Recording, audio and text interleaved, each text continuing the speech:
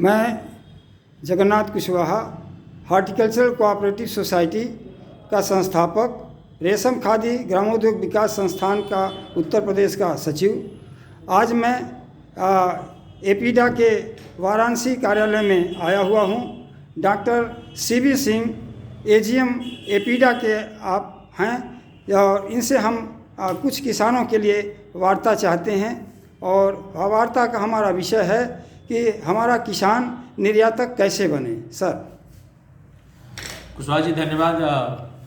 जैसा कि आपने अपने इस YouTube चैनल के माध्यम से जनता तक ये अब बताना चाहते हैं कि किसान उद्यमी कैसे बने और किसान भी उद्यमी बन सकता है। इस प्रयास में आदरणीय प्रधानमंत्री जी का जो सपना है कि किसानों की आय दुगनी हो, देश का निर्यात भी आगे बढ़े, इस संदर्भ में एपीडा वाणिज्य उद्योग मंत्रालय भारत सरकार वाराणसी के इस परिक्षेत्र के किसानों और वह यहाँ के उद्यमी को आगे बढ़ाने में, उनकी आर्थिक स्थिति अच्छी करने में कृषि क्षेत्र के माध्यम से एक अपने विभाग की स्थापना यहाँ पे कर चुका है।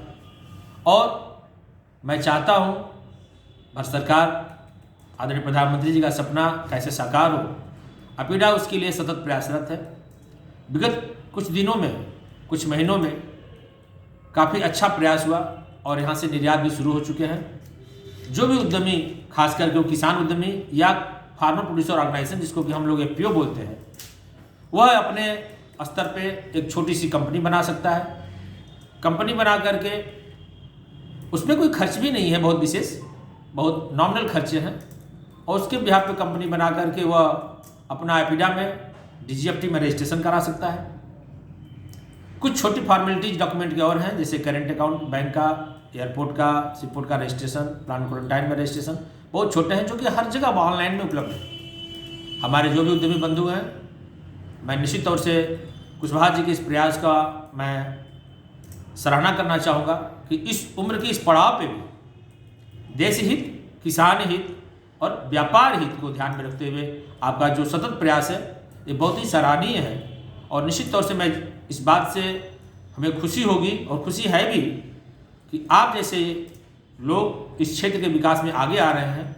निश्चित तौर से विकास होगा और इस क्रम में निर्यात एक बहुत ही अच्छा एक प्लेटफॉर्म है जिससे कि यहाँ के किसान उद्यमी को एक दूसरा रास्ता भी बाजार का मिल रहा है और यह बाजार उपलब्ध कराने के लिए ही सरकार हर तरह से प्रयास कर रही है, चाहे मंडी का माध्यम हो, चाहे देश के विभिन्न राज्यों में भेजने का मामला हो, चाहे विदेशों में भेजने का मामला हो। देश का हर नागरिक स्वतंत्र है, देश का हर किसान स्वतंत्र है, हर व्यापारी स्वतंत्र है और वो स्वतंत्रता के साथ अपनी इच्छा से वह व्यापार करे और उसको लाभ पहुँचे।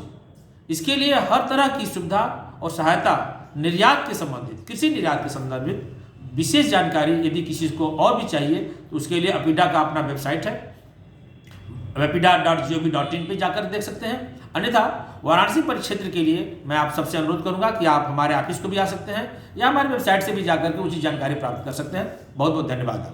डॉक्टर साहब, किसान यहाँ चाहते हैं, अभी निर्यात के बारे में वो जानते नहीं हैं, तो कोई इस तरह का प्रशिक्षण कार्यक्रम भी आप उनके लिए रख रहे हैं?